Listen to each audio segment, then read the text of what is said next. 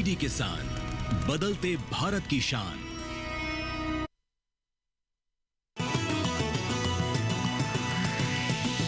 DD किसान, बदलते भारत की शान।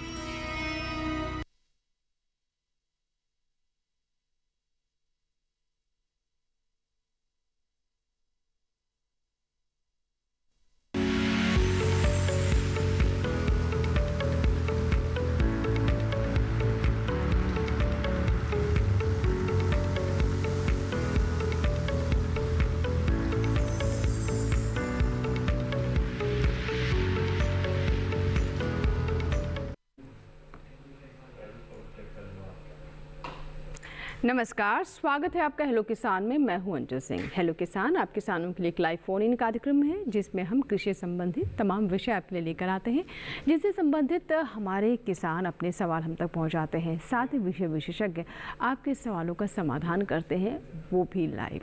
तो कैसे आप हमें संपर्क कर सकते हैं, आज का विषय क्या है, जिससे जुड़े हुए सवाल हम लेंगे। सबसे पहले नजर डालते हैं हेलो किसान के आज के विषय पर।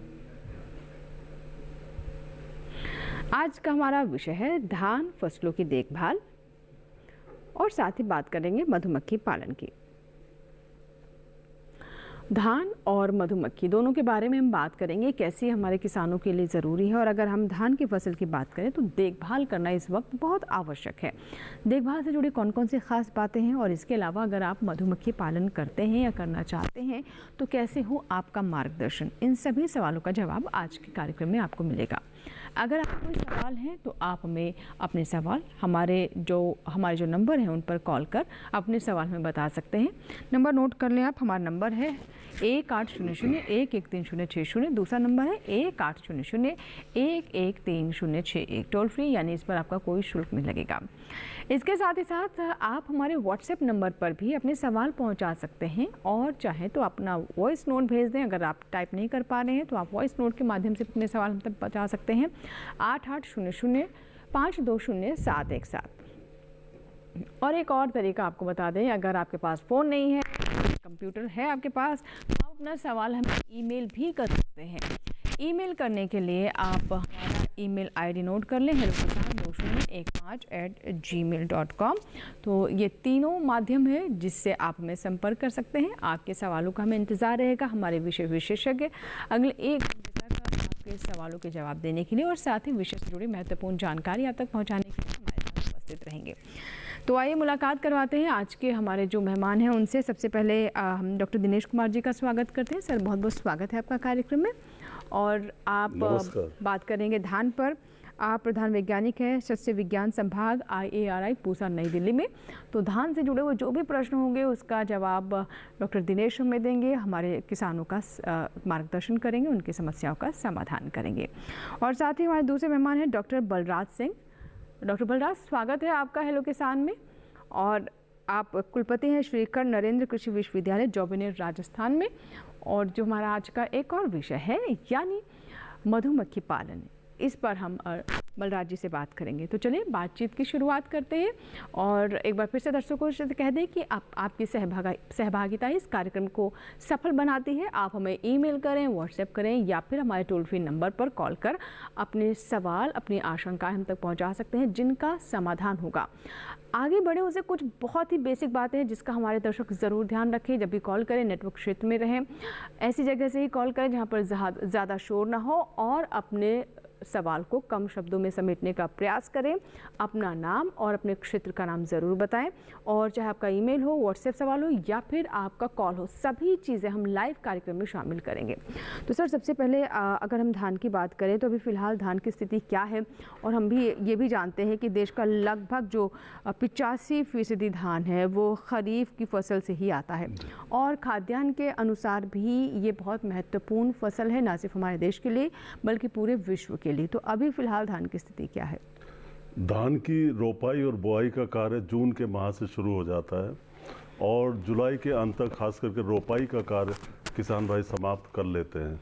अधिकतर रोपाई का कार्य 25 जून से लेकर 15 जुलाई तक समाप्त हो जाता है। बड़ी अच्छी बात है, खुशी की बात है कि देश में बहुत अच्छा मानसून आया है और ज़्यादातर हिस्सों में अच्छी बरसात हुई है, जो कि सुखद खबर है। और धान के किसानों के लिए तो विशेष करके अधिक लाभकारी है। जी जी जी। साथ ही साथ किसान भाई जानते हैं कि रोपाई के बाद सबसे महत्वपूर्ण कार्य उनका आता है खरपतवारों का नियंत्रण, क्योंकि किसी भी तरह से आप धान की स्थापना करें उसमें खरपतवार आते ही हैं, तो खरपतवारों की निगरानी और नियंत्रण रखना है। दूसरी तरफ चूंकि मौसम अभी बदली का बना हुआ है, नमी है हवा में, तो कहीं कहीं पर रोग और कीटों के आने की भी संभावना होती है, इनकी तरफ भी हमें ध्यान देना होगा। जी जी। साथ ही साथ जो सिंचाई प्रबंधन है वो भी महत्वपूर्ण है। इसी तरीके से जो खुराक है, जो हमारे पोषक तत्व प्रबंधन है वो भी उतना ही जरूरी होता है। तो रोपाई के बाद इन सभी कार्यों को आपको करना है। हो सकता है कुछ किसान भाई अभी भी रोपाई ना कर पाए हों, रोपाई पछेती हो गई हो और करना बहुत जरूरी हो, बिल्कुल, क्योंकि बारिश हमारी लेट आई है, तो अभी भी वो कर सकते। ठीक है सर, पछेती रोपाई में किस तरह की सावधानियां हमें बरतनी है उसके बारे में भी हम बात करेंगे। खरपतवार नियंत्रण कैसे करें, सिंचाई का प्रबंधन कैसे करें। और देखिए धान की फसल है, ये ऐसे समय में होती है जब बहुत मॉइस्चर होता है, तापमान ज़्यादा होता है और आर्द्रता भी रहती है, तो वो सभी फसलों के लिए, कीट और बीमारियों के लिए बहुत अनुकूल माहौल हो जाता है और इसलिए बहुत सावधानी बरतने की आवश्यकता होती है, चाहे धान हो या फिर कोई और फसल हो। लेकिन क्योंकि आज हम धान की बात कर रहे हैं तो इस पर आपको जानकारी देंगे कि आपको कैसे करना है इसका प्रबंधन। बातचीत को और आगे बढ़ाएं, आपके कॉल्स लें, ईमेल्स लें और आपके व्हाट्सएप सवाल कार्यक्रम में शामिल करें। उससे पहले रिपोर्ट देख लेते हैं।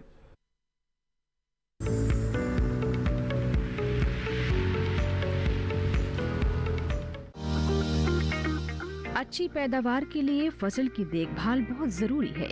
धान की फसल के लिए सिंचाई की पर्याप्त सुविधा का होना काफी जरूरी होता है, क्योंकि इस फसल को खाद्यान्न फसलों में सबसे ज्यादा पानी की जरूरत होती है। इस फसल की कुछ विशेष अवस्थाओं में, जैसे रुपाई के बाद 1 सप्ताह तक कल्ले फूटते समय, फूल निकलते समय, बाली निकलते समय और दाना भरते समय खेत में 5 से 6 सेंटीमीटर पानी खड़ा रहना काफी फायदेमंद होता है। फूल खिलने की अवस्था पानी के लिए अति संवेदनशील है। अनुसंधान के आधार पर ये पाया गया है कि धान की अधिक उपज लेने के लिए लगातार पानी भरा रहना जरूरी नहीं है। इसके लिए खेत की सतह से पानी अदृश्य होने के 1 दिन बाद 5 से 7 सेंटीमीटर सिंचाई करना सही होता है। अगर बरसात की कमी के कारण पानी की कमी दिखाई दे तो सिंचाई जरूर करें। खेत में पानी रहने से फास्फोरस, मैग्नीज और लोहा पोषक तत्वों की उपलब्धता बढ़ जाती है और खरपतवार भी कम निकलते हैं। इस बात पर भी ध्यान देना जरूरी है कि कल्ले निकलते समय 5 सेंटीमीटर से ज्यादा पानी ज्यादा समय तक धान के खेत में भरा रहना भी नुकसानदायक होता है।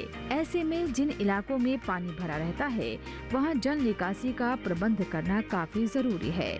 इसके अलावा धान को कीटों और रोगों से बचाने की भी जरूरत होती है।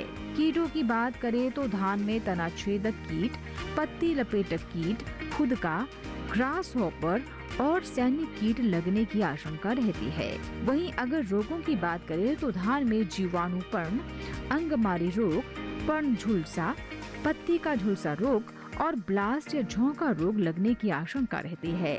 इसके बचाव के लिए कृषि विशेषज्ञों की सलाह लेकर उचित उपाय करने चाहिए।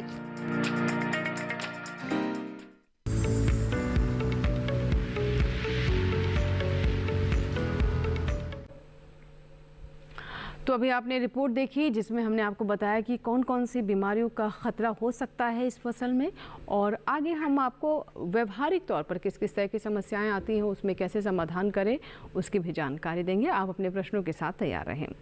अब बात करते हैं आज के दूसरे विषय की, यानी मधुमक्खी पालन, जिसे हम मीठी क्रांति के नाम से भी जानते हैं। हम सभी जानते हैं कि शहद हमारे स्वास्थ्य के लिए कितना लाभकारी है। आयुर्वेद की पद्धतियों में इसका भरपूर इस्तेमाल होता है और अब धीरे धीरे हमारे देश में भी शहद की खपत काफ़ी तेज़ी से हो रही है। हम इसके गुणों को समझ रहे हैं, इसीलिए हमारे किसानों के लिए मधुमक्खी पालन के क्षेत्र में भी नए नए अवसर पैदा हो रहे हैं। आय बढ़ाने का एक बहुत ही महत्वपूर्ण जरिया बनकर ये सामने उभरा है। तो आइए बात करते हैं डॉक्टर बलराज जी से। सर, हमारे देश में फ़िलहाल अभी मधुमक्खी पालन की प्रगति किस तरह देख रहे हैं आप और क्या स्थिति है? देखिए अंजू जी, जहां तक मधुमक्खी पालन की बात है, पिछले 2 दशकों में और खास करके पिछले 1 दशक में देश में बहुत प्रगति हुई है। अगर मैं 2000 की बात करूं, वर्ष 2000 की, तो देश में शहद का उत्पादन लगभग 10,000 मैट्रिक टन के आसपास था जी। और वर्तमान में गत वर्ष जो है शहद का उत्पादन वो बढ़ के लगभग 1,30,000 मैट्रिक टन से ऊपर पहुंच गया है। जी जी जी। और मैं बात करूं मधुमक्खी की, कितने मधुमक्खी पालक हैं और बॉक्सेस कितने हैं, पूरे हिंदुस्तान में भारतवर्ष में लगभग 2.5 लाख मधुमक्खी पालक हैं। ये संख्या घटती बढ़ती रहती है, सर्दी में बढ़ती है, गर्मी में कम हो जाती है थोड़ी सी। लेकिन और बॉक्सेस की भी यही हालत है कि सर्दी में अगर मैं बॉक्सेस की बात करूं तो पूरे भारत में लगभग 35 लाख बी बॉक्सेस वर्तमान में है। 2.5 लाख बी कीपर्स और 35 लाख बी बॉक्सेस ये उपलब्ध हैं। जी। अगर मैं उत्तर भारत की बात करूं तो उत्तर भारत में जो प्रमुख तौर पे जो मधुमक्खी पालन का जो कार्य है वो उत्तरी भारत के मैदानों में, मध्य भारत के मैदानों तक बड़े पैमाने पे इसको किया जाता है। और जो ज्यादातर जो बड़े मधुमक्खी पालक हैं वो हरियाणा, पंजाब या यूपी में सहारनपुर के क्षेत्र से, हिमाचल प्रदेश और उत्तराखंड से आते हैं। राजस्थान जो है, राजस्थान में बी कीपर्स हैं, मधुमक्खी पालक हैं। भरतपुर को शहद उत्पादन का गढ़ या कटोरा कहा जा सकता है। लेकिन वर्तमान में परिस्थिति बहुत अच्छी है और देश से लगातार ये नहीं शहद उत्पादन बढ़ रहा है, जी जी, शहद का निर्यात भी हो रहा है देश से। और शहद का निर्यात भी जो पहले नगण्य था वो भी बहुत आगे बढ़ रहा है। और आज जो है ना हजारों करोड़ का शहद जो देश से निर्यात हो रहा है विभिन्न जो है ना देशों में। कुल मिला के देश में मधुमक्खी पालन के क्षेत्र में काफी क्रांति हुई है। और जो केंद्र सरकार की जो योजनाएं मिशन के तहत चलाई गई है, मधुमक्खी पालन मिशन के तहत, हनी बी मिशन के तहत, उससे बहुत प्रगति देखने को मिली है ओवरऑल। जी बिल्कुल। तो सरकार की जो योजनाएं हैं उसका साफ तौर पर प्रभाव देखने को मिल रहा है मधुमक्खी पालन के क्षेत्र में। हम देख रहे हैं कि हमारे मधुमक्खी पालक, हमारे किसान नई ऊंचाइयों को हासिल कर रहे हैं और बीते एक दशक में हमने इस क्षेत्र में काफ़ी प्रगति भी देखी, जैसा कि डॉक्टर बलराज जी का कहना है। लेकिन मधुमक्खी पालन कैसे करें, कैसे आप सफलतापूर्वक इस क्षेत्र में आगे बढ़ सकते हैं, कौन कौन सी विशेष बातें इससे जुड़ी, आइए देखते हैं इस रिपोर्ट में।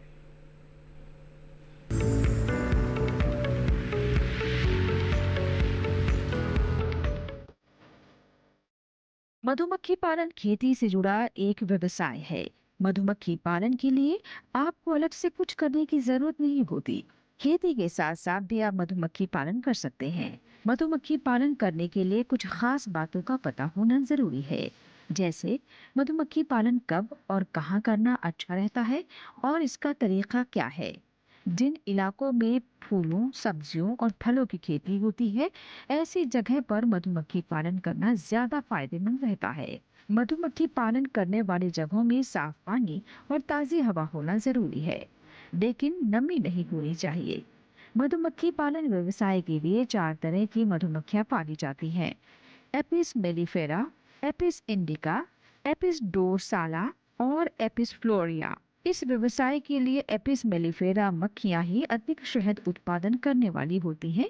ये स्वभाव से शांत होती हैं, इन्हें डिब्बों में आसानी से पाल सकते हैं। इस प्रजाति की रानी मक्खी के अंडे देने की क्षमता भी ज्यादा होती है। कृत्रिम रूप से इन्हें पालने के लिए लकड़ी के बक्सों का इस्तेमाल किया जाता है। मधुमक्खियों को पालने के लिए मौन गृहों का इस्तेमाल किया जाता है। मौन गृह लकड़ी का एक खास तरह का बक्सा होता है।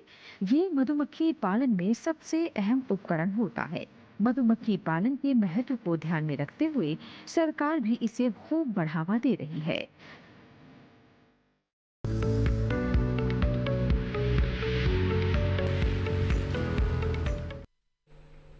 तो मधुमक्खी पालन पर भी आपने ये रिपोर्ट देखी, जिसमें हमने आपको बताया कि कौन कौन सी अच्छी किस्म यहाँ पर मधुमक्खी की वैरायटी है, जिन्हें आप नस्लें हैं जिन्हें आप अपना सकते हैं, किसका क्या स्वभाव है, वो भी हमने आपको बताया।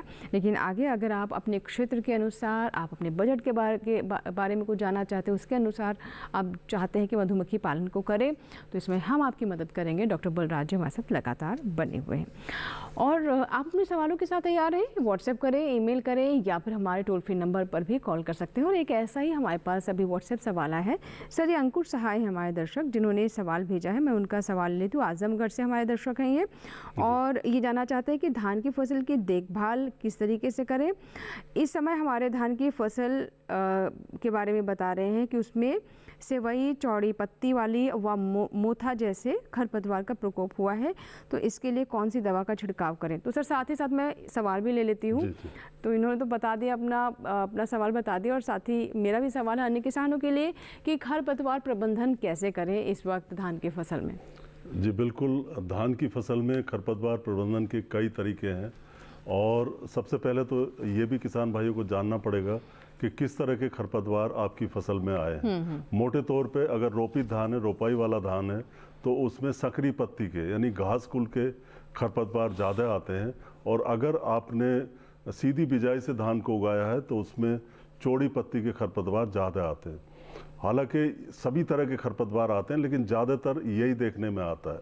तो कुल मिला के ये है कि खरपतवारों को निकालना ही पड़ेगा आपको, या तो आप हाथ से निकाल दें या फिर रसायनों द्वारा। रासायनिक विधि के लिए सबसे आसान तरीका होता है धान में, शुरू में जैसे रोपाई करी आपने तो ब्यूटाक्लोर नाम की दवाई सभी किसान भाई जानते हैं, वो आपको रोपाई के समय पे प्रयोग करनी है। ये प्रीमर्जेंस होती है, यानी रोपाई के 1 से 2 दिन के अंदर अंदर इसका छिड़काव करना पड़ता है।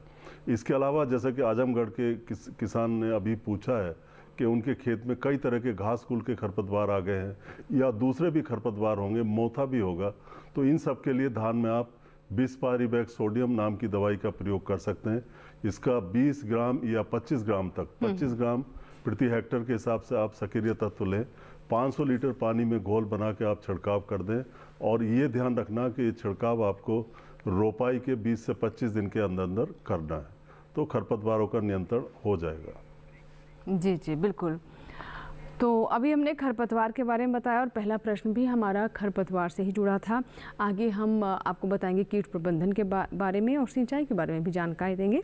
साथ ही अगर हम मधुमक्खी पालन की बात करें तो ऐसे में इसकी शुरुआत कहाँ से की जाए। अगर आप मधुमक्खी पालन कर रहे हैं और उसे और विस्तार देना चाहते हैं तो उसके लिए क्या करें, सरकार की योजनाएं कौन कौन सी जिसका लाभ हमारे किसान उठा सकते हैं, इसके साथ साथ युवाओं के लिए किस तरह का स्कोप है, इन सभी बिंदुओं पर बात होगी छोटे से ब्रेक के बाद। आप कहीं मत जाइएगा, देखते रहें हेलो किसान।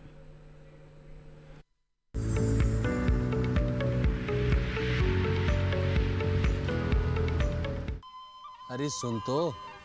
मुझे क्या सुनाना चाहते हो? जो सुनाओ मेरी सौतन को। किसको? अरे वही तुम्हारा मोबाइल फोन जिससे सुबह शाम दिन रात चिपके रहते थे और कहते थे किसान कॉल सेंटर से बातें हो रही हैं। अच्छा ये बात है। हाँ क्यों, क्या हुआ? अब बात नहीं होती क्या? अब तो झट से बात हो जाती है। ऐसा क्या? हाँ, अब तो ज्यादा लाइनें और खास तकनीक के कारण खेती के माहिरों से तुरंत बात हो जाती है। और अगर कभी लाइन व्यस्त हो तो अपनी समस्या फोन पर रिकॉर्ड करा दो, वहाँ से फोन आ जाता है और समस्या की हल का मैसेज भी आ जाता है। ये देखो आ गया। अरे वाह, इसका मतलब इंतजार की घड़ी अब खत्म। हाँ। तभी मैं सोचूं कि आजकल मुझ पर इतना प्यार क्यों आ रहा है। कृषि संबंधी समस्याओं का अपनी भाषा में तुरंत हल पाने के लिए पूरे भारत में किसी भी फोन से हेल्पलाइन नंबर पर संपर्क करें। किसानों का दोस्त किसान कॉल सेंटर।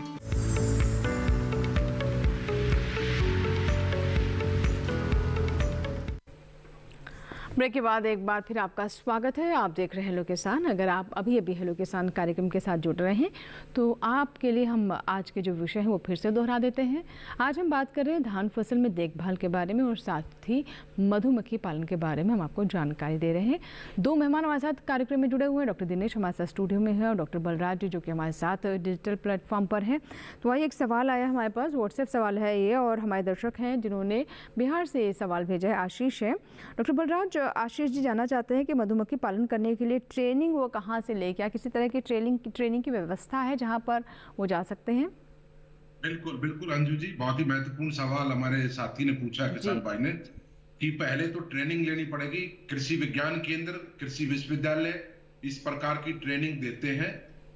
और बिहार में भी जो हमारा सेंट्रल एग्रीकल्चर यूनिवर्सिटी जो पूसा समस्तीपुर में है, वहां तो हमारा जो AICRP है, all India coordinated project Honey बीज एंड पॉलिनेटर्स का, उसका सेंटर है। और उसका जो कृषि विज्ञान केंद्र होगा, तो हर एक कृषि विज्ञान केंद्र अक्सर मधुमक्खी पालन के, साइंटिफिक बी कीपिंग, वैज्ञानिक दृष्टि से मधुमक्खी पालन के क्षेत्र में ट्रेनिंग कराता है। वो आवश्यकता भी है कि जब आप एक सप्ताह की ट्रेनिंग ले लेंगे, तो सर्टिफिकेट होने के बाद आपको सरकारी योजनाओं का जो अनुदान है उनका आप फायदा ले पाएंगे। तो वो पहली आवश्यकता है। जी जी जी बिल्कुल। तो हमारे दर्शक आशीष, जिन्होंने बिहार से सवाल भेजा था, आशीष आपकी आशंकाएं ज़रूर दूर हो गई होंगी और आप हमारी एक शुभकामनाएं आपके लिए कि आप आगे बढ़ें, ट्रेनिंग लें और मधुमक्खी पालन के क्षेत्र में नई ऊंचाइयों को हासिल करें। अब सर मैं आती हूँ धान पर। अभी फ़िलहाल हमारे पास अभी हम कुछ सवालों का इंतज़ार करें, जैसे ही व्हाट्सएप सवाल आएंगे वो भी हम शामिल करेंगे। और बहुत सारे दर्शक हमें कॉल करके भी अपने सवाल बता रहे हैं। तो सर मैं आपसे जानना चाहूँगी, जैसे कि हमने खरपतवार नियंत्रण पर भी बात की, लेकिन हमने चर्चा ये भी की थी कि इस वक्त कीटों से भी काफ़ी हानि हो जाती है और सिर्फ धान की फसल नहीं है बल्कि अन्य फसलों पर भी इसका प्रभाव देखने को मिलता है। लेकिन ख़ास तौर पर धान इस वक्त हमारे किसान बड़े पैमाने पर लेते हैं। तो कैसे कीट और बीमारियों का नियंत्रण करें? मुख्य तौर पर कौन कौन से कीटों का खतरा रहता है इस समय? जी, ये शुरुआती अवस्था है धान की, जब आपके उसमें कल्ले बनने शुरू हो जाते हैं। ज़्यादातर जगह कल्ले बनने शुरू हो चुके होंगे और इस अवस्था पे चूँकि मौसम भी कुछ इस तरह का होता है जो कीटों का प्रकोप होने की ज़्यादा संभावना होती है। शुरुआती दौर में तना छेदक कीट सभी किसान भाई जानते हैं, ये धान की फसल को नुकसान पहुंचाता है। इसके जो सूंडियाँ होती हैं, वो जो आधार होता है तने का, ज़मीन के पास का हिस्सा, उससे अंदर घुस के उसके पदार्थ को खाती रहती हैं और पत्तियां जो है भूरे रंग की होकर सूख जाती हैं। ये तो तना छेदक हो गया। और दूसरा कीट जो इस समय आता है वो है हमारा पत्ती लपेटक कीट या लीफ रोलर कहते हैं उसको। ये करता क्या है कि पत्ती को दोनों तरफ से सिल देता है, जैसे ऐसे सिल देता है, और उसके अंदर इल्ली इसकी बैठ के हरे पदार्थ को खा जाती है और खाने के बाद फिर वो निकल जाती है, पत्ता हमारा सफ़ेद रंग का हो जाता है। कई बार ये पत्ती लपेटक कीट बहुत भयावह स्थिति में आ जाता है। किसान भाइयों को चाहिए क्या कि पहले आप पहचान करें और अगर कीट आते हैं तभी आप उनके लिए दवाइयों का प्रयोग करें। अगर आपकी फसल में कोई कीट नहीं आता है तो प्रिवेंटिव मेजर के तौर पे पहले से आप उसमें दवाई ना डालें तो अच्छा रहेगा, नहीं तो उससे आपका खर्चा भी बढ़ेगा और पर्यावरण प्रदूषण भी होता है। आवश्यकता के हिसाब से ही आपको कीटनाशकों का प्रयोग करना है।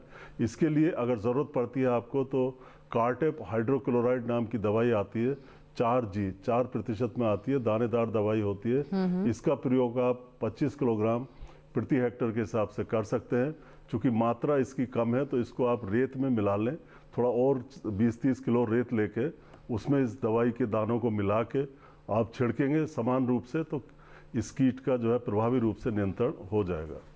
जी जी बिल्कुल। और हम दर्शकों से कहेंगे कि अगर आपके कोई भी सवाल है तो हमें व्हाट्सएप करें, ईमेल करें और हमारे टोल फ्री नंबर पर तो आप कॉल कर ही सकते हैं।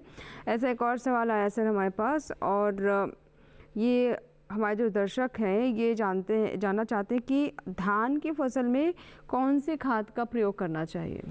जी बिल्कुल, ये तो बड़ा सामान्य सा सवाल है, कौन सी खाद का प्रयोग करना चाहिए, लेकिन इन्होंने ये नहीं बताया कि किस अवस्था में इनका धान है। क्योंकि रोपाई के बाद ही लिखा है सर। जी, रोपाई के बाद लिखा है।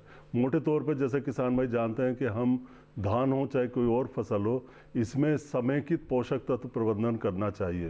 अगर धान की बात करें हम तो शुरू में जब आप रोपाई कर रहे हैं उसके पहले आप गोबर की गली सड़ी खाद का प्रयोग कर सकते हैं, जो कि किसानों ने कम कर दिया है, हालांकि इसको करने की ज़रूरत बहुत ज़्यादा है। दूसरा, आप रासायनिक उर्वरकों का प्रयोग करते हैं, इसमें फास्फोरस, पोटाश और जिंक आप रोपाई के समय पे प्रयोग में ले ही आते हैं। सभी किसान भाई जानते हैं कि फास्फोरस, पोटाश और जिंक को रोपाई या बुआई के समय में प्रयोग किया जाता है, और एक बार आपकी फसल लग जाती है तो उसमें जो नाइट्रोजन का प्रयोग है वो सिर्फ खड़ी फसल में किया जाता है। इसके लिए संस्तुति ये की जाती है धान के केस में कि जो धान की संस्तुत मात्रा है जो आपको सॉइल हेल्थ कार्ड से मिली हो या किसी मृदा की जांच के बाद मिली हो, तो उसको आप 3 भागों में बांट सकते हैं। पहला भाग नाइट्रोजन का आप रोपाई के 7 से 10 दिन बाद दूसरा जब आपकी फसल 20 से 25 दिन की हो जाए, और तीसरा हिस्सा आप 50 से 55 दिन के बाद आप उसका छिड़क दें। हालांकि ये फसल की मैंने मोटा मोटा बताया, हालांकि फसल की जो वैरायटी है आपकी किस्म है वो कब पकती है, कितने समय में पकती है, उसके आधार पर नाइट्रोजन का जो ये स्प्लिट एप्लीकेशन है बार बार आप डालते हैं, उसके आधार पर किया जाता है। जी, तो ये अंकित साहू थे हमारे दर्शक, जिन्होंने मध्य प्रदेश से सवाल हमें पूछा था और जिसका जवाब भी डॉक्टर दिनेश ने दिया है। और एक और व्हाट्सएप सवाल हमारे पास आया है और ये मधुमक्खी पालन से जुड़ा हुआ डॉक्टर बलराज, ये सवाल आपके लिए है। और हमारे दर्शक हैं प्राण सिंह लोधी, जिन्होंने मध्य प्रदेश के रायसेन से सवाल भेजा है और ये जानना चाहते हैं कि व्यावसायिक मधुमक्खी पालन अगर वो करना चाहते हैं तो इसके लिए मधुमक्खी के बॉक्स एवं उसकी मशीनरी वो कहाँ से प्राप्त कर सकते हैं, और इसके लिए कौन सी प्रजाति की मधुमक्खियाँ उनके क्षेत्र के अनुसार बेहतर रहेंगी। बिल्कुल अंजू जी, बहुत ही महत्वपूर्ण सवाल पूछा। देखिए, एक तो मधुमक्खी पालन कब शुरू करना चाहिए, तो आमतौर पर जो सही समय है वो है सितंबर अक्टूबर का महीना, जब सरसों की फसल तोड़िया, तारामीरा और सरसों की जब फसल लगती है, जिसमें मधुमक्खियों के लिए ज्यादा मात्रा में खाना नेक्टर और पोलन के रूप में उपलब्ध होता है और टेम्परेचर भी माइल्ड होता है उस समय पे। और जहां तक बॉक्सेस की बात है और दूसरे जो उसमें इक्विपमेंट्स, जो चीजें काम में आती हैं, वो मध्य प्रदेश में अगर कोई सेंटर ऑफ एक्सीलेंस बना है हनी बीज को लेकर, मधुमक्खियों को लेकर, मुझे उसकी जानकारी नहीं है, लेकिन अगर ये किसान भाई चाहें तो हरियाणा सरकार का रामगढ़ में, कुरुक्षेत्र के बाद अम्बाला के बीच में रामगढ़ जगह, वहां पे सेंटर ऑफ एक्सीलेंस है ऑन हनी बीज। वहां पे सारे इक्विपमेंट, सारी मशीनरी, डिब्बे, इनमें शहद निकालते हैं, ट्रैप, सब चीजें उपलब्ध होती हैं, तो वो वहां से ले सकते हैं इनको। या दूसरी जगह भी और कई जो मधुमक्खी पालक होते हैं जो बहुत प्रगतिशील होते हैं, वो उनसे भी संपर्क कर सकते हैं। इसकी जानकारी ये कृषि विज्ञान केंद्र से या कृषि विश्वविद्यालय से ले सकते हैं मध्य प्रदेश में जाकर के। लेकिन मैंने ये जो जगह बताई रामगढ़ जो हरियाणा की, ये तो मानिए आप एक सेंटर ऑफ एक्सीलेंस है, बहुत उत्कृष्टता का केंद्र है, वहां से तो मिल ही जाएंगे। और जहां तक मध्य प्रदेश में वो सेंट्रल इंडिया में आता है, तो मध्य भारत तक जो प्रमुख जो प्रजाति है जो शहद उत्पादन के लिए जो काम में लेते हैं वो है एपिस मेलिफेरा, और ये प्रजाति बहुत ही महत्वपूर्ण है शहद के उत्पादन में और फसलों में सक्षम रूप से परागण करने में, दोनों रूप में बहुत सक्षम परागण करता है। और शहद उत्पादन में भी अगर इसको अच्छा खाना मिल जाए, जैसे मैंने बताया सर्दी के अंदर रेपसीड, मस्टर्ड, ये सारी फसलें होती हैं जिनमें मध्य प्रदेश में भी ये फसलें होती हैं काफी बड़े पैमाने पर। तो ऐसी स्थिति में पर बॉक्स अच्छी अगर कॉलोनी हो, 35 से 50 किलो शहद जो है उत्पादन होता है अगर मेलिफेरा का हम इस्तेमाल करते हैं तो। पर इसमें एक बात मैं बताना चाहूंगा हमारे साथी को कि पहले उनको प्रशिक्षण लेना चाहिए, 7 दिन का ट्रेनिंग। जब सर्टिफिकेट आ जाएगा, राज्य सरकार का जो डिपार्टमेंट ऑफ हॉर्टिकल्चर है उससे संपर्क करना चाहिए। और जो केंद्र सरकार की जो योजनाएं राज्य सरकार के द्वारा चलती हैं, उनका अगर इनको फायदा लेना है और आगे योजनाओं में शामिल होना है, प्रोसेसिंग में शामिल होना है, तो प्रशिक्षण, साइंटिफिक बी कीपिंग का प्रशिक्षण बहुत आवश्यक है इनके लिए, जो कि कृषि विश्वविद्यालय और देश के अधिकतर कृषि विज्ञान केंद्र ये काम करते हैं।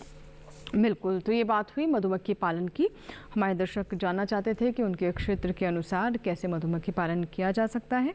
अब सर मैं आपसे जानना चाहूँगी एक सवाल जो है धान से जुड़ा हुआ, और हम सभी जानते हैं कि कोई भी फसल हो, पोषक तत्वों का प्रबंधन बहुत महत्वपूर्ण होता है, किसी में कम किसी में ज़्यादा। धान की फसल की बात करें तो इसमें कौन कौन से स्टेजेस हैं और कितना रेशो होना चाहिए, किस तरीके से पोषक तत्वों का प्रबंधन करना चाहिए? जी बिल्कुल, जैसे कि अभी इस पे चर्चा भी हुई है और आगे मैं उस चर्चा को बढ़ाता हूँ। जैसे कुछ पोषक तत्व हैं, जैसे जस्ते की बात है, तो जस्ते की कमी किसान भाइयों आप जानते हो, जो धान रोपाई विधि से उगाया जाता है जिसमें पानी खड़ा करके रखा जाता है, ज़्यादातर किसान भाई करते हैं, उसमें जस्ते की कमी ज़्यादा आती है। इसी तरीके से जिस धान में पानी कम रुकता है, जैसे आपने सीधी बिजाई वाला धान उगाया है तो उसमें लोहे की कमी आती है। ये उल्टा है, तो अगर पानी अच्छा भरा है तो उसमें लोहे की कमी नहीं आएगी, और पानी अगर कम है उसमें तो उसमें जस्ते की कमी नहीं आएगी। लेकिन फिर भी चूंकि हमारी मिट्टियों में लगातार जस्ते की कमी होती जा रही है, तो जस्ते का प्रयोग करना बहुत ज़रूरी हो गया है। और इसको आप बेहतर होगा कि जस्ते का जो उर्वरक आता है, जिंक सल्फेट हेप्टाहाइड्रेट और जिंक सल्फेट मोनोहाइड्रेट, एक में 21% होता है, एक में 33% होता है। इनमें से किसी एक उर्वरक का प्रयोग आप कर सकते हैं। जैसे जिंक सल्फेट हेप्टाहाइड्रेट है 21% वाला, इसकी 25 किलोग्राम मात्रा प्रति हेक्टेयर के हिसाब से रोपाई के समय पे आपको प्रयोग करनी चाहिए।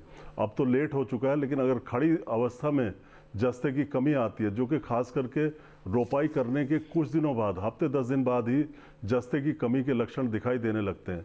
इसमें होता क्या है, जो बीज की पत्ती और या ऊपर की पत्तियां, उनमें चॉकलेट ब्राउन, जो चॉकलेट का रंग होता है, उस तरह के भूरे रंग के छोटे छोटे धब्बे बन जाते हैं, जो धीरे धीरे बड़ा होकर पूरी पत्ती को घेर लेते हैं और पत्ती सूखने के बाद पौधे भी आपके सूख सकते हैं। ये शुरुआती दौर में जस्ते की कमी ज़्यादा आती है। इसके लिए आप 0.5% जिंक सल्फेट के घोल का छिड़काव कर सकते हैं। इसी प्रकार अगर आप सीधी बिजाई से धान लगाए हैं तो उसमें लोहे की कमी आती है। इसमें ऊपर की पत्तियां पीली होती हैं, शुरुआती दौर में क्लोरोफिल कम हो जाता है, हल्की हल्की पीली हो जाती हैं।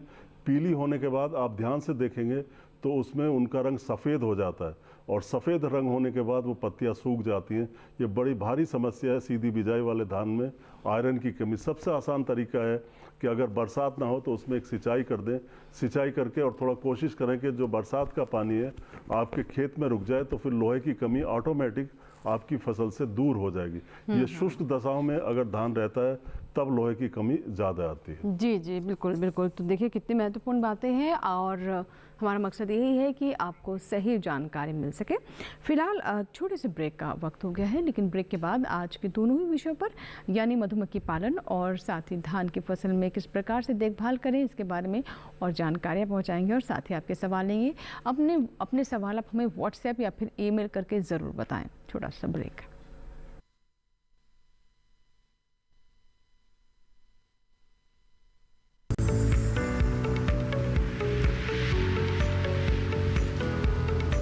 डीडी किसान ने कर ली है तैयारी। यहाँ मिलेगी पशुपालन की हर एक जानकारी, घर आंगन से लेकर व्यवसायिक फार्म तक, मुर्गी पालन से लेकर रेगिस्तान के जहाज तक। बीमारियों से पशुपालक बिल्कुल ना हो परेशान। विशेषज्ञ करेंगे आपकी समस्या का समाधान। देखिए अपना पशु चिकित्सक हर रविवार शाम 6:30 बजे दूरदर्शन किसान पर।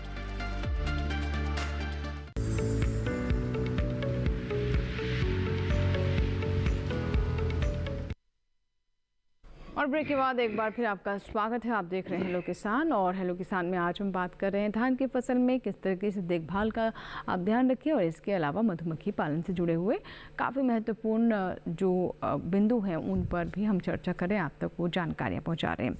आइए डॉक्टर बलराज जी के पास चलते हैं। सर, जैसा कि हम जानते हैं कि मधुमक्खी पालन हमारी जो फसलें हैं उनके लिए भी काफ़ी लाभकारी होती हैं, तो हमारे दर्शकों को क्या बताना चाहेंगे, कैसे कृषि के साथ मधुमक्खी का समावेश कर वो अच्छा लाभ ले सकते हैं? देखिए अंजू जी, सबसे महत्वपूर्ण बात यह है बताने के लिए किसानों को ये पता होना चाहिए मधुमक्खी उनके मित्र कीट हैं, और बी कीपर्स और किसान दोनों अलग अलग होते हैं। मधुमक्खी पालक अलग है, किसान कहीं के हैं, लेकिन दोनों में बहुत अच्छा सामंजस्य होना चाहिए, कोऑर्डिनेशन होना चाहिए। एक तो बात यह है, जहां तक मधुमक्खियों की बात करते हैं, इस पृथ्वी के ऊपर परागण में, फसलों की सफलता में, उनके बीज बनने में, फल बनने में, सक्षम परागण करने में मधुमक्खियों का 70 से 75% योगदान है। और दो किस्म की फसलें होती हैं। अगर मैं बात करूं पर परागित क्रॉस पॉलिनेटेड क्रॉप्स, जैसे कि आपकी तारामीरा है, आपकी रेप सीड है, और आपका जैसे बाजरा है, आपका जैसे मक्का है, आपका धनिया है, आपकी सौंफ है, आपकी बेल वाली सब्जियां हैं, ये सब फसलें क्रॉस पॉलिनेटेड हैं, पर परागित हैं। तो पर परागित फसलों का तो गुजारा नहीं हो सकता जब तक कोई कीट या मधुमक्खी उसकी परागण में सहायता ना करे। तो इन फसलों में अधिकतर जो योगदान है वो मधुमक्खियां देती हैं, इसलिए मैं कह रहा हूं 70 से 75% योगदान मधुमक्खियों का है। यहां तक कि जो सेल्फ पॉलिनेटेड क्रॉप्स हैं, स्वपरागित फसलें हैं, जैसे कि मैं उदाहरण दूं आपको, रेपसीड एंड मस्टर्ड दोनों अलग अलग फसलें हैं। तो सरसों जो है वो by and large self pollinated है, लेकिन पोलन इतना स्टिकी होता है कि उसको पॉलिनेशन में, परागण के अंदर सहायता की जरूरत पड़ती है स्टिकी होने के कारण, और उसमें मधुमक्खी ही योगदान करती है। और मधुमक्खियों के योगदान की वजह से, पॉलिनेशन करने की वजह से, उसमें जो उपज में जो बढ़ोतरी होती है वो 25 से 30% होती है, और जो ऑयल कंटेंट है, गुणवत्ता जिसको कहेंगे, उसमें भी आधा % से 1% तक की बढ़ोतरी देखी गई है। निष्कर्ष है ये जो है रिसर्च के। इसके अलावा और भी कई क्रॉप हैं, जैसे मैं बात करूं टमाटर खुले खेत में जब उगा रहे हैं तो वो हाईली सेल्फ पॉलिनेटेड क्रॉप है, लेकिन उसी टमाटर को अगर हम ग्रीन हाउस में उगाएंगे जहां एयर मूवमेंट नहीं, हवा का प्रवाह नहीं है, तो ऐसे में उसको सहायता की जरूरत पड़ेगी पॉलिनेशन में। तो इस प्रकार से बहुत सारी फसलें, ऐसे अनेकों उदाहरण हैं। मधुमक्खियां इस पृथ्वी के ऊपर सक्षम परागण करता है, पॉलिनेटर है, और वो 75% योगदान देती है। इसके अलावा और बहुत सारे कीट हैं, जिसमें ततैये हैं, भावरे हैं, आपकी जो है ना बेट्स हैं जिसको चमगादड़ बोलते हैं, तितलियां हैं, हवा है कई मायनों में, कई फसलों में, ये सारे परागण का काम करते हैं। और जब भी हमारे पेड़ पौधे, फसलें, घास फूस, वीड सब उगते हैं और उनमें पॉलिनेशन होता है, उनका बीज बनता है और अपना वो लाइफ साइकिल पूरा करते हैं। अब बात आती है मधुमक्खी पालन की। अगर मैं बात करूं तो उसमें आज देश में बहुत प्रगति हो रही है, और मुख्य तौर पर अगर हम हिंदुस्तान, वैसे तो पृथ्वी के ऊपर हजारों प्रजातियां हैं जो कि मधुमक्खियों की, लेकिन हिंदुस्तान की अगर बात करें, भारत की बात करें, तो आमतौर पर 5 प्रमुख प्रजातियां हैं, जिनमें से 2 पालतू हैं, जिनको हम मधुमक्खी पालन के रूप में इस्तेमाल करते हैं। एक तो मैंने नाम बताया था अभी, एपिस मैलिफेरा, जिसको इटालियन बी बोलते हैं। 1960 के दशक में हिंदुस्तान में इसको हमने आयात किया, इंट्रोड्यूस किया, और आज इसकी वजह से देश में हमारा शहद का उत्पादन और फसलों की उत्पादकता में बहुत बढ़ोतरी हुई है। और मैंने बता, दूसरी जो प्रजाति है जो डोमेस्टिकेटेड है, जो पालतू है, वो है एपिस सेराना इंडिका। ये भारतीय वंश की जो है ना प्रजाति है, और ये जो है ईस्ट कोस्ट, जो हमारे उत्तरी पूर्वी तट है, उत्तरी पूर्वी राज्य हैं, बे आइलैंड्स हैं, और दक्षिण भारत है या वेस्ट कोस्ट है, इन क्षेत्रों में ज्यादातर बड़े पैमाने पे जो है हम एपिस सेराना इंडिका का इस्तेमाल करते हैं, और ये भी सक्षम परागण करता है पृथ्वी के ऊपर। लेकिन दोनों में अंतर है। एपिस सेराना इंडिका, अगर मैं, जैसा मैंने मेलिफेरा का बताया, अगर खाने की कमी नहीं, अच्छी फसलें हैं और सब प्रबंधन हमने ठीक किया, तो 35 से 50 किलो शहद पर बॉक्स हार्वेस्ट कर सकते हैं हम उसको शहद निकाल सकते हैं। लेकिन सेराना इंडिका की बात करते हैं तो इसमें शहद का उत्पादन जो अधिकतम 15 से 20 किलो ही होगा प्रति बॉक्स।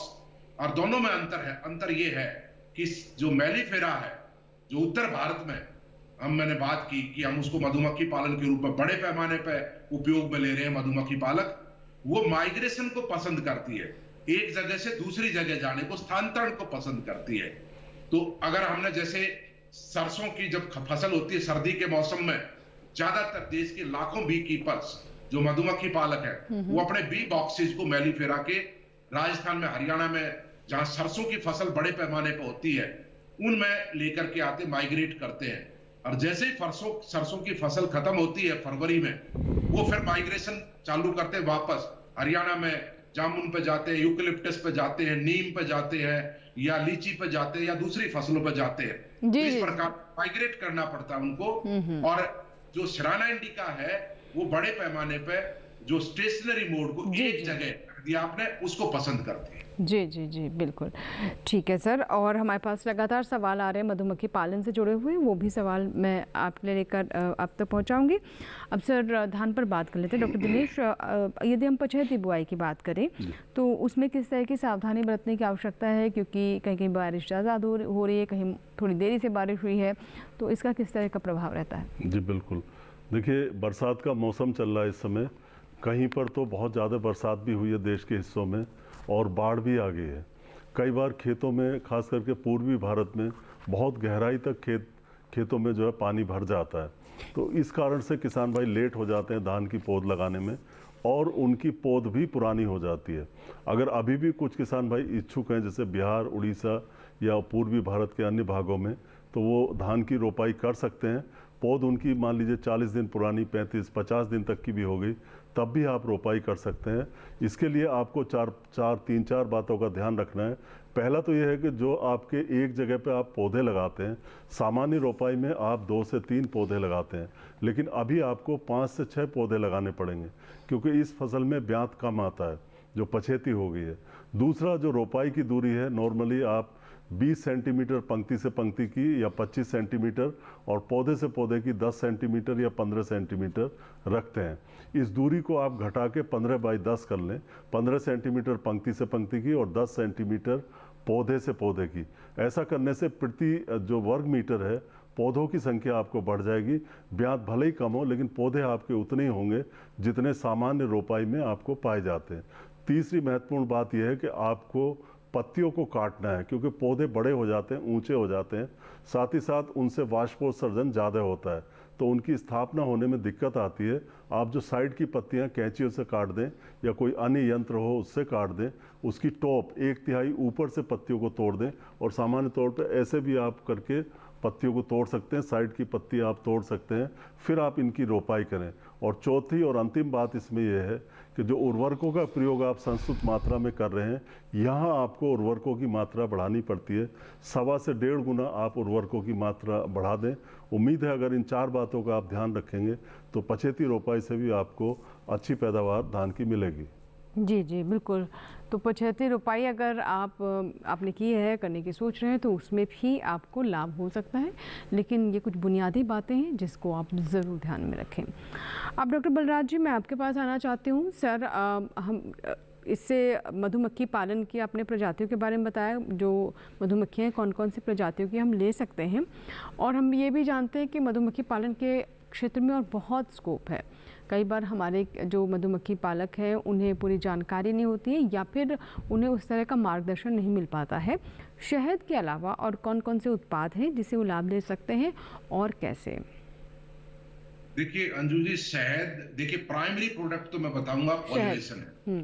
हम हिंदुस्तान में शहद से पहले शुरुआत करते हैं, लेकिन अगर आप पश्चिम के देशों की या जो विश्व के दूसरे देश हैं अगर उनमें देखें तो मधुमक्खी पालन का प्रमुख तौर पे जो प्राइमरी प्रोडक्ट है वो है पॉलिनेशन, कि खेती को पॉलिनेशन सर्विस प्रोवाइड करना। नंबर 2 प्रोडक्ट आता है शहद, बाय प्रोडक्ट के रूप में। तो शहद के अलावा रॉयल जेली है, प्रोपेलिस है, वैक्स है जिसको नेचुरल वैक्स बोलते हैं हम। इसके अलावा जो है ये चीज होने के बाद एक प्रोडक्ट और अभी जो पश्चिम के देशों में पहले से चल रहा था वो है पोलन। पोलन जो है प्योर प्रोटीन है और वेज बिल्कुल जो है ना वो शाकाहारी है, और अभी कोरोना पीरियड में ज्यादा इसकी मांग बढ़ी, और हिंदुस्तान में भी हम लोग चाहते हैं कि जो युवा है वो इन चीजों को, बाय प्रोडक्ट्स को आगे बढ़ाएं, कि मधुमक्खियों के जब मधुमक्खी पालन करते हैं और मधुमक्खियां जब खेतों में फॉरेजिंग के लिए जाती है, खाना इकट्ठा करने जाती हैं और वो वापस अपने बॉक्स पे लौटती हैं, तो उसके एंट्री गेट पे एक हम लगा देते हैं पोलन ट्रैप। तो जो भी वो पोलन लेके आती है उसको हम इकट्ठा कर सकते हैं, और इस प्रकार से पोलन आजकल आप INA जाएंगे, खान मार्केट जाएंगे दिल्ली में तो आपको मिल जाएगा। लेकिन कौन से पोलन, जैसे आपका सौंफ का है, उसकी बड़ी डिमांड है, उसकी मेडिसिनल प्रॉपर्टीज भी हैं, अजवाइन का है, सोवा का है, कलौंजी का है, ऐसा सरसों का पोलन भी काफी मात्रा में उपलब्ध है। तो ये भी एक बाय प्रोडक्ट है, पर प्राइमरी प्रोडक्ट जो है वो पॉलिनेशन सर्विसेज है। युवाओं को इसमें आगे आना चाहिए और देश के विभिन्न क्षेत्रों में, कृषि क्षेत्र में पॉलिनेशन सर्विसेज प्रोवाइड करनी चाहिए, चाहे वो सेल्फ हेल्प ग्रुप बनाए, FPO बनाए या दूसरे काम करें। और शहद में सबसे बड़ी जो जरूरत है वो है प्रोसेसिंग की, प्रोसेसिंग और अपने स्तर पर वैल्यू एडिशन, कि किसान कच्चा बेचता है, एक तो उसको सही मैच्योरिटी पर हार्वेस्ट करना चाहिए, ये सबसे बड़ी आवश्यकता है कि पक जाए पूरा, कच्चे को हार्वेस्ट नहीं करना चाहिए। उसमें मॉइस्चर ज्यादा रहेगा, ज्यादा मॉइस्चर रहेगा तो खराब होगा जल्दी। तो मॉइस्चर भी फिक्स है, स्टैंडर्ड फिक्स है मॉइस्चर को लेके। और उसके बाद बात आती है कि अपने लेवल पे आजकल कई जो है बहुत ही प्रगतिशील बी कीपर है, उनके पास प्रोसेसिंग प्लांट है, खुद का ब्रांडिंग करते हैं, वैल्यू एडिशन करते हैं। आजकल बहुत सारी चीजें, शहद से मिठाइयां बन रही हैं, शहद से ड्राई फ्रूट्स को लेकर कई प्रोडक्ट्स बन रहे हैं, और ज्यादातर चीजों में आजकल शहद का उपयोग हो रहा है। जैसे आपने शुरुआत में बताया था, आयुर्वेदा में इसका काफी बड़ा मेंशन है, इसके बारे में बात की गई है। तो इस प्रकार से मैं ये कहूंगा कि युवाओं को मधुमक्खी पालन के क्षेत्र में आगे आना चाहिए। समस्याएं हैं, समस्याएं निश्चित रूप से हर में, खेती में भी समस्याएं हैं, तो मधुमक्खी पालन में भी होंगी, लेकिन उनका निदान भी है। वो निरंतरता से, जो हम वैज्ञानिक लोग हैं, कृषि विज्ञान केंद्र है, विश्वविद्यालय है, ICAR के इंस्टीट्यूट है, उनके संपर्क में रहें और जो है ना लेटेस्ट जानकारी लेते रहें। एक मैं बात और अंजू जी कहना चाहूंगा जो बहुत महत्वपूर्ण है। जैसे अभी वर्तमान में जो बी कीपर्स हैं पहाड़ों से मैदानों में आएंगे, और क्योंकि वो इसलिए आएंगे कि अभी सब जगह पहाड़ों में जो खाना है, जो फसलें एग्जॉस्ट हो चुकी हैं, अब वो मैदानों में आएंगे। 15 अगस्त के आसपास बाजरे की फसल बड़े पैमाने पर होती है, राजस्थान हो, पश्चिमी हरियाणा हो, और वहां बाजरे में क्या है, नेक्टर तो नहीं मिलेगा लेकिन पोलन मिल जाएगा आपको, और पोलन से खाने का काम चल जाएगा। बी कीपर्स को एक फूड सब्स्टिट्यूट के रूप में, खाने के विकल्प के रूप में शुगर सॉल्यूशन मधुमक्खियों को नहीं देना पड़ेगा। तो भारी तादाद में पोलन उपलब्ध होता है बाजरे में। लेकिन क्या देखा गया, चाहे सरसों की फसल हो चाहे बाजरे की फसल हो, बी कीपर्स हरियाणा से है, सहारनपुर से है, पंजाब से है, हिमाचल से है, और उनके बॉक्सेज रखे हैं राजस्थान में, हरियाणा में। तो उनमें सामंजस्य, कोऑर्डिनेशन की बहुत आवश्यकता है। आपस में एक दूसरे के नंबर, मोबाइल नंबर एक्सचेंज होने चाहिए। अगर भाई मैं कोई दिक्कत आएगी तो मैं आपको फोन कर दूंगा, ये बड़ी जरूरत है। जो बाहर के देशों में ये कोऑर्डिनेशन बहुत मजबूत है, इजराइल की बात करें या पश्चिमी देशों की बात करें, तो बी कीपर जैसे कल ने मान लिया बाजरे की फसल में कई बार देखा गया है, कई कीड़े जैसे होपर है, ग्रास होपर, वो नुकसान करता है, स्टेम बोरर है वो नुकसान करता है, सुंडी नुकसान करती है, और बड़े पैमाने पे केमिकल्स का स्प्रे होता है। लेकिन बी कीपर्स तो वहां मौजूद नहीं है, और वो कम्युनिटी बेस्ड स्प्रे कई बार होता है। और जब डायरेक्ट संपर्क में आती है मधुमक्खियां, डायरेक्ट कांटेक्ट में आती है, तो बड़ा नुकसान, मोर्टिलिटी होती है। उसको ध्यान में रखते हुए आपस में जब बी कीपर्स वहां आए, जिस इलाके में अपने बक्से उन्होंने रखे हैं, तो उन किसानों के मोबाइल नंबर अपने पास रखें, उनको अपना मोबाइल नंबर एक्सचेंज करें, और आपस में दोस्ती रखें, अच्छा सामंजस्य रखें, ताकि किसान आपको बता दे भाई इलाके में कल स्प्रे होगा, आप आ जाइए और अपनी मधुमक्खियों का ध्यान रख लीजिए। फिर वो बी कीपर आएंगे और कुछ समय के लिए अपने बी बॉक्सेज के जो एग्जिट गेट हैं वो कुछ समय के लिए उनको बंद करेंगे, ताकि मधुमक्खियां ऐसे समय फॉरेजिंग ना करें जब किसान स्प्रे कर रहे हैं। तो ठीक ये है सर, एक कमी है। ये आपने बहुत ही प्रैक्टिकल बात बताई, बहुत अच्छी जानकारी बताई है। और ये हमारे पास अक्सर ये सवाल आते हैं, शिकायत आती भी है, जिसमें मधुमक्खियों की संख्या घट जाती है। तो ऐसा ना हो, इसलिए बहुत ध्यान रखें कि जिस वक्त स्प्रे कर रहे हों तो उस वक्त आपको जो बी बॉक्स है उसका डोर बंद कर देना है, ताकि सुरक्षित रहे मधुमक्खियाँ उस एक टाइम स्पैन के लिए। फिलहाल यहाँ पर वक्त हुआ एक और छोटे से ब्रेक का, कहीं मत जाइएगा, ब्रेक के बाद हेलो किसान जारी रहेगा।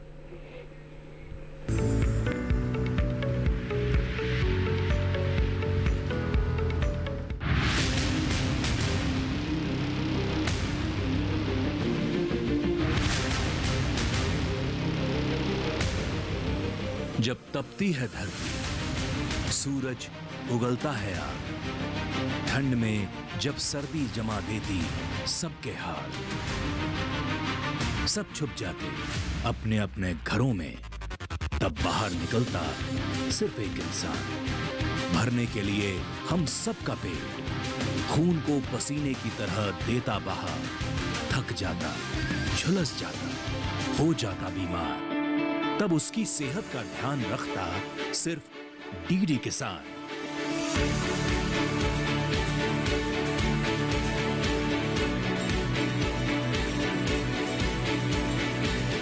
देखिए स्वस्थ किसान शनिवार शाम 6 बजे लाइव, सिर्फ दूरदर्शन किसान चैनल पर।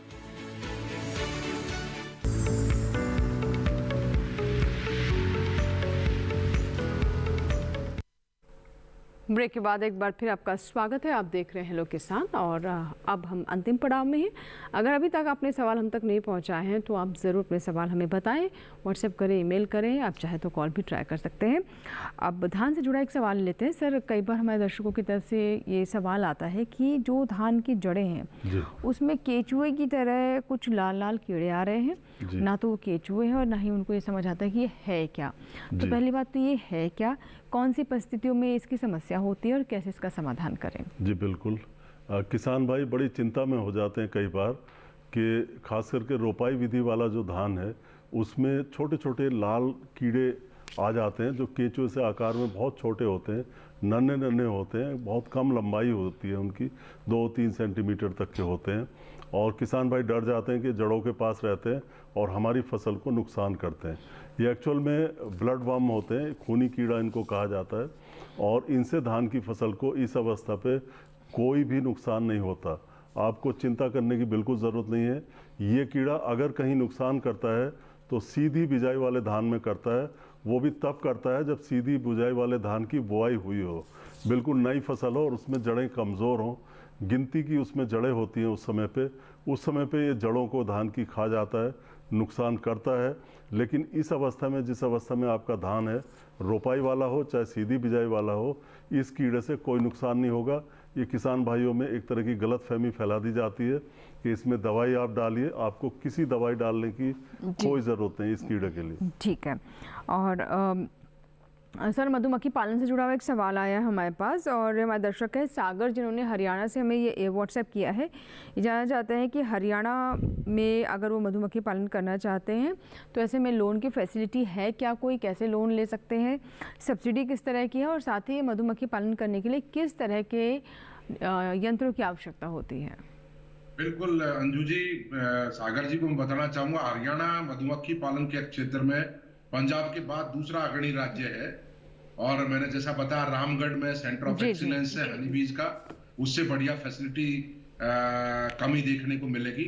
सारे इक्विपमेंट वहाँ उपलब्ध है। इसके अलावा बहुत ही उत्कृष्ट जो प्रोग्रेसिव बी कीपर्स, चाहे जगपाल जी हो झज्जर में या करनाल में हमारे दूसरे साथी जो है काम्बोज जी हो, वो बहुत ही प्रगतिशील, जिनके पास 1000 से ज्यादा तादाद में बी बॉक्सेज हैं, वो खुद की प्रोसेसिंग करते हैं, वैल्यू एडिशन है, ब्रांडिंग करते हैं, मार्केटिंग करते हैं। इसके अलावा जगपाल जी ट्रेनिंग भी देते हैं, जानकारी भी देते हैं। और जगपाल जी जो है खुद व्यक्तिगत रूप से रॉयल जेली, वैक्स, वेनम मैं ये बात बताना भूल गया था, जो विष है वो बहुत सारी दवाइयों में काम आता है, जोड़ों के दर्द हो या दूसरे, और आयुर्वेदा में उसका मेंशन है।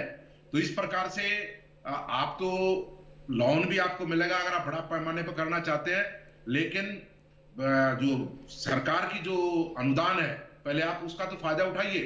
सरकार का बड़े पैमाने पर अनुदान है, आप प्रशिक्षण लीजिए, अनुदान का फायदा उठाइए, और आप उसको और आगे बढ़ाना चाहते हैं, आप प्रोसेसिंग में वैल्यू एडिशन में एंटर होना चाहते हैं, तो बैंक्स जो है आजकल बहुत खुशी के साथ ऋण भी देते हैं, कम ब्याज दर पर जो है ना, तो वो भी संभव है। आप इसमें निश्चिंत रहिए। जी बिल्कुल, तो आप ऋण भी ले सकते हैं, जैसा कि हमें डॉक्टर बलराज जी ने बताया। अब सर, मैं आपसे जानना चाहूँगी कि जो धान की फसल है उसमें नाइट्रोजन का किसी तरह का लॉस ना हो, क्योंकि जाहिर सी बात है कि अगर इसका लॉस होगा तो ये हमारे किसानों के लागत भी बढ़ाएगा और फसल को कोई ख़ास लाभ नहीं होगा। तो ऐसी किन परिस्थितियों में होता है और इससे कैसे बचें? जी बिल्कुल, नाइट्रोजन की हानि धान की फसल में बहुत ज़्यादा होती है। यानी 100 किलो आपने यूरिया डाला आपने या नाइट्रोजन डाली, तो उसमें से मुश्किल से धान को 30 से 40% नाइट्रोजन मिल पाती है। हालांकि नीम कोटेड यूरिया आने से ये नाइट्रोजन की रिकवरी बढ़ गई है। फिर भी अगर नीम कोटेड यूरिया की भी बात करें तो हानि तो इसमें भी होती है नाइट्रोजन की, फुल प्रूफ नहीं है ये भी। तो इसके लिए आपको स्प्लिट एप्लीकेशन करना है नाइट्रोजन का, 3 बार कम से कम आपको डालना है अलग अलग समय पे। और इसके लिए आप लीफ कलर चार्ट आता है, एक पैमाना होता है जिसपे 5 हरे रंग की पट्टियाँ बनी होती हैं, इसका आप ज्ञान ले लें और ज्ञान लेने के बाद लीफ कलर चार्ट के प्रयोग से आप नाइट्रोजन का प्रबंधन करें। और बड़ी ही खुशखबरी की बात है कि हमारे देश में अब यूरिया गोल्ड भी आ गया है, जो सल्फर कोटेड यूरिया है, और अगले साल तक उम्मीद है कि मार्केट में ये आ जाएगा। और इससे हमारे जो धान में नाइट्रोजन की रिकवरी है और जो नाइट्रोजन की उपयोग क्षमता है वो निश्चित तौर पर इस तरह के यूरिया से बढ़ने वाली है। इस यूरिया में लगभग 17% गंधक होगी और 35% इसमें नाइट्रोजन होगी। तो आगे आने वाले समय में सरकार की तरफ से भी कोशिश है कि इस तरह के यूरिया या उर्वरक लाए जाएं, जिससे धान में और अन्य फसलों में नाइट्रोजन की उपयोग क्षमता बढ़े। जी बिल्कुल। तो उपयोग क्षमता कैसे बढ़े, इसका ध्यान देना बहुत आवश्यक है, जिसके बारे में हमें अभी डॉक्टर दिनेश ने बताया। कार्यक्रम को समाप्त करने का समय है, तो डॉक्टर बलराज, मैं एक बार फिर से आपके पास आना चाहूँगी। सर, अंत में हमारे किसानों को कुछ और कहना चाहेंगे मधुमक्खी पालन से जुड़ी कोई और बात? देखिए, मधुमक्खी पालन की अपार संभावनाएं हैं। वर्तमान में मैंने स्थिति बताई, 35 lakh bee boxes, 2.5 lakh beekeepers. लगभग देश में जितनी खेती होती है, जितने क्षेत्र में अलग अलग मौसम में अलग अलग फसलें, वहां पे उनमें उनकी नेचर देख के इसको दुगना और तिगुना करने की आवश्यकता है, ताकि देश में खेती में उत्पादन बढ़े, गुणवत्ता बढ़े, चाहे फ्रूट्स हो, चाहे वेजिटेबल्स हो, चाहे ऑयल सीड्स क्रॉप्स हो, सब में इसका फायदा होगा और शहद पैदा होगा, वैल्यू एडेड प्रोडक्ट्स पैदा होंगे, बाय प्रोडक्ट्स पैदा होंगे, निर्यात बढ़ेगा, तो किसान की आमदनी बढ़ेगी और देश समृद्ध होगा। जी, बहुत बहुत शुक्रिया डॉक्टर बलराज हमारे साथ जुड़ने के लिए और मधुमक्खी पालन पर इतनी महत्वपूर्ण चर्चा करने के लिए। साथ ही हमारे बहुत सारे दर्शकों के आपके सवालों के जवाब भी पहुंचे हैं। बहुत बहुत धन्यवाद सर। और अंत में डॉक्टर दिनेश, आपसे मेरे सवाल कुछ और पॉइंट्स हमारे दर्शकों को बताना चाहेंगे? जी बिल्कुल, अभी बिल्कुल सही समय है कि आप अपनी फसल की लगातार निगरानी रखें। उसमें सुबह शाम अपने खेत में जाएं और कम से कम एक बार खेत के अंदर भी जाएं, जाके उसके पौधों को हिलाएं, देखें कहीं कोई कीड़ा मकोड़ा तो नहीं आ रहा है। उसके पत्तों को, तने को ध्यान से देखते रहें। हो सकता है किसान भाई पुराने अनुभव के आधार पे उसमें जो समस्या है उसकी पहचान कर सकें और उसका तुरंत निदान करें। आपको कोशिश करनी है कि सही समय पे नाइट्रोजन का प्रयोग करें और अच्छे तरह से आप उसका प्रयोग करें। उम्मीद है आपको जो है अच्छी पैदावार मिलेगी। बहुत बहुत शुक्रिया डॉक्टर दिनेश आपका भी, और धान से जुड़ी बहुत सारी बातें आज हमने आप तक पहुँचाई। बहुत बहुत शुक्रिया सर।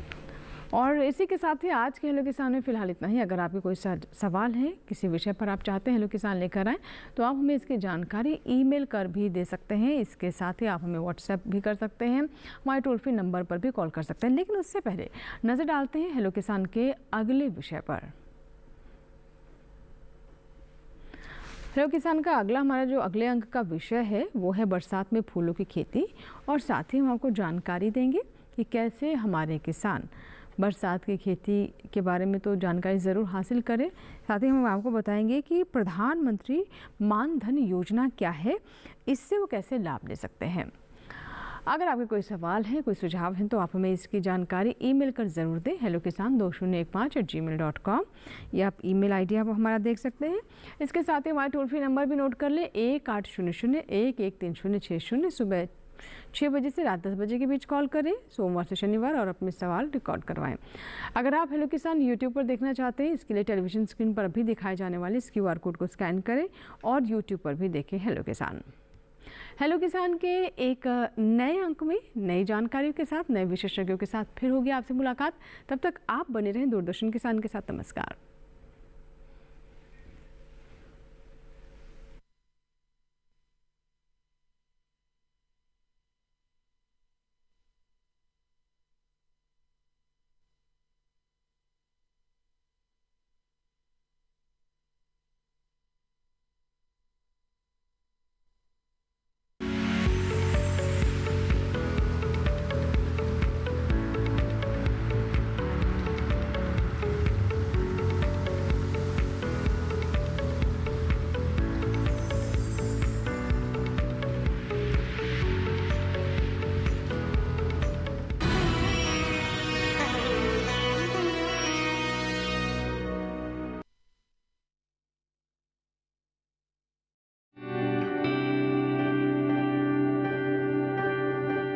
अब बढ़ते हैं आगे और जानते हैं कि देश के अलग अलग शहरों में वायु की गुणवत्ता का हाल। सबसे पहले बात देश की राजधानी दिल्ली की, जहां वायु की गुणवत्ता सूचकांक 64 दर्ज किया गया, जो कि अच्छी श्रेणी में है। वहीं पुणे की बात करें तो यहां भी वायु की गुणवत्ता बहुत अच्छी रही। यहां वायु गुणवत्ता सूचकांक 29 दर्ज किया गया। मुंबई की बात करें तो यहां वायु की गुणवत्ता बहुत अच्छी रही। यहां सूचकांक 36 दर्ज हुआ। कोलकाता में वायु गुणवत्ता सूचकांक 161 दर्ज किया गया, जो कि संतोषजनक श्रेणी में है। लखनऊ में वायु की गुणवत्ता बहुत अच्छी रही। यहां वायु गुणवत्ता सूचकांक 31 दर्ज हुआ। पटना की बात करें तो यहां की वायु गुणवत्ता सूचकांक 35 दर्ज किया गया, जो बहुत अच्छी श्रेणी में है। वहीं हैदराबाद की वायु गुणवत्ता सूचकांक 22 दर्ज किया गया, जो बहुत ही अच्छी श्रेणी में है। बेंगलुरु में वायु गुणवत्ता सूचकांक 46 दर्ज किया गया, जो कि बहुत अच्छा है। अहमदाबाद में वायु की गुणवत्ता अच्छी रही। यहां सूचकांक 62 दर्ज किया गया। कृपया अपनी सेहत का ध्यान रखें। हम फिर मिलेंगे, तब तक के लिए नमस्कार। नमस्कार किसान भाइयों और बहनों, आप देख रहे हैं मंडी खबर। मैं हूं आपकी एआई एंकर भूमि। आज हम आपके लिए लाए हैं देश भर की मंडियों से ताजा तरीन भाव। शुरू करते हैं भिंडी के भाव से। गुजरात की राजकोट मंडी में भिंडी का भाव रहा 4,250 रुपए प्रति क्विंटल। महाराष्ट्र की पुणे मंडी में भिंडी 3,500 रुपए प्रति क्विंटल पर बिकी। पंजाब की लुधियाना मंडी में भिंडी के सौदे 1,300 रुपए प्रति क्विंटल पर हुए। अब बात करते हैं बैंगन के भाव की। गुजरात की सूरत मंडी में बैंगन का भाव रहा 4,000 रुपए प्रति क्विंटल। हिमाचल प्रदेश की कांगड़ा मंडी में बैंगन 2,200 रुपए प्रति क्विंटल पर बिका। जम्मू कश्मीर की ऊधमपुर मंडी में बैंगन के सौदे 1,750 रुपए प्रति क्विंटल पर हुए। चलिए अब जानते हैं टमाटर के भाव। उत्तर प्रदेश की रायबरेली मंडी में टमाटर का भाव रहा 3,025 रुपए प्रति क्विंटल। पंजाब की लुधियाना मंडी में टमाटर 2,300 रुपए प्रति क्विंटल पर बिका। महाराष्ट्र की पुणे मंडी में टमाटर के सौदे 1,550 रुपए प्रति क्विंटल पर हुए। सभी भाव आवक और गुणवत्ता के अनुसार हैं। तो ये था आज का मंडी भाव। आप देखते रहिए डीडी किसान। धन्यवाद।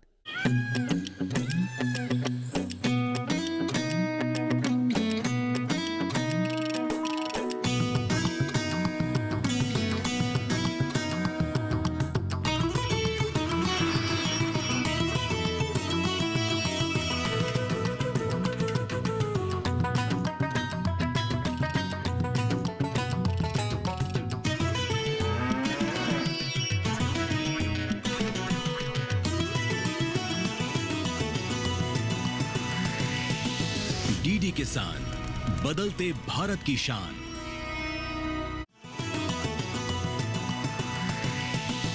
डीडी किसान, बदलते भारत की शान।